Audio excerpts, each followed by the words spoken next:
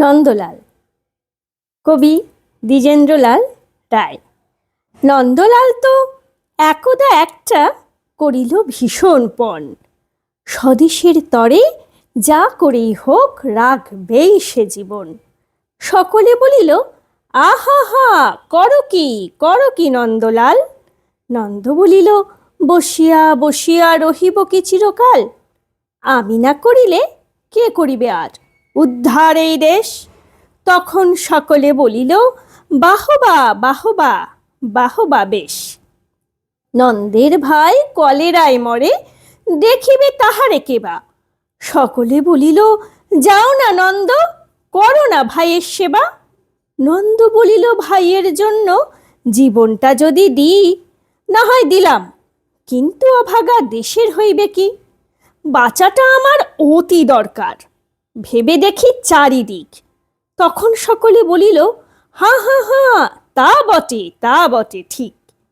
নন্দ একদা হঠাৎ একটা কাগজ করিল বাহির, গালি দিয়া সবে গদ্যে পদ্যে বিদ্যা করিল জাহির।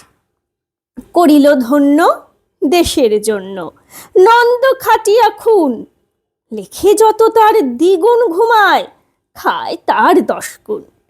খাইতে ধরিল লুচি ও ছোকা, সন্দেশ থাল থাল।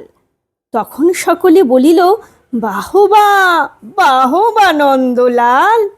নন্দ একদা কাগজেতে এক সাহেবকে দেয় গালি, সাহেব আসিয়া গলাটি তাহার টিপিয়া ধরিল খালি।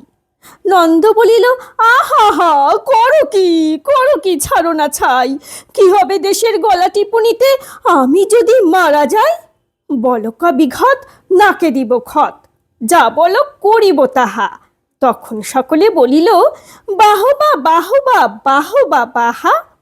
নন্দ বাড়ির হতো না বাহির, কোথা কি ঘটে কি জানি। চড়িত না গাড়ি, কি জানি কখন উল্টাই গাড়িখানি। নৌকা ভীষণ ডুবিছে ভীষণ, রেলে কালিশন হয়। হাঁটিতে সর্প কুকুরার, গাড়ি চাপা পড়া ভয়। তাই শুয়ে শুয়ে কষ্টে বাঁচিয়ে রহিল নন্দলাল। সকলে বলিল, ভেলা রে নন্দ, বেঁচে থাক চিরকাল। নমস্কার।